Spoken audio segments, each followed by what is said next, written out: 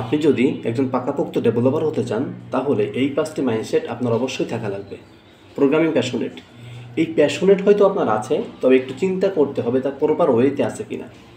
প্রথমেই দেখতে হবে আপনি এখানে কেন মোটিভেটেড।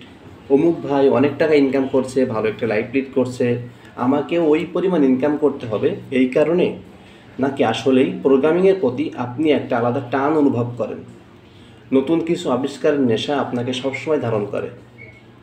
যদি আপনাকে টাকার নেশায় মোটিভেট করে তাহলে আমি বলবো আরও একটু চিন্তা করে ভেবে সিদ্ধান্ত নেওয়া উচিত। কেননা কিছুদিন পর যখন দ্রুত টাকা ইনকাম করতে পারবেন না তখন আপনি নিজেই হতাশ হয়ে যাবেন। কঠিন ধৈর্য, একটা কঠিন সত্য কথা হলো প্রোগ্রামিং মানেই এরর।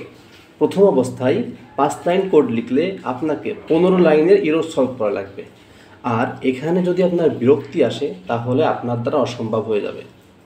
এক্সপ্লোর করার মানসিকতা, মানুষ হিসেবে আমরা সবাই কমফোর্ট জোনে থাকতে বেশি পছন্দ করি, কিন্তু ডেভেলপার হলে আপনাকে অবশ্যই এক্সপ্লোর করতে হবে অনেক আননোন জায়গায়। না বুঝলে বিরক্তি লাগলেও আপনাকে এটা চালিয়ে যেতে হবে। Number 4, thinking process. ডেভেলপার হতে হলে আপনাকে সবসময় একটা থিঙ্কিং প্রসেসের মধ্যে দিয়ে জীবন কাটাতে হবে। যেমন ধরেন আপনি যাই করেন না কেন, পরীক্ষা দেন, খাবার খান, ঘুরতে যান, সব কিছুর মধ্যেই আপনাকে লজিক এবং প্রোগ্রামিং আলোকে চিন্তা করতে হবে।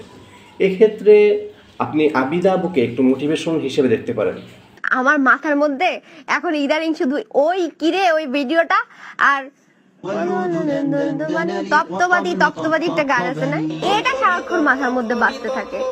নিউ অ্যাডাপ্টেশন, ডেভেলপার হতে হলে আপনাকে সর্বদা পরিবর্তনশীল এবং নতুন জিনিস গ্রহণ করার মানসিকতা থাকতে হবে। টেকনোলজি রেগুলারলি চেঞ্জ হয়, নতুন নতুন আবিষ্কার আসে।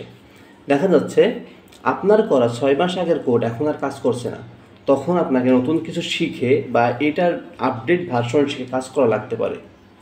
এবং এটা হতে হবে আমাদের পলাশ ভাই অর্থাৎ কাবিলা ভাইয়ের মতো। না ঘুমালো তানার উঠে পড়তে বলতে আমি বই লই পড়তে বলছি। তাহলে নিজেকে যাচাই করে ফেলুন, দেখুন আপনার কোনো ল্যাকিংস আছে কিনা। যদি না থাকে তাহলে ওয়েলকাম টু ইউর ওয়ার্ল্ড।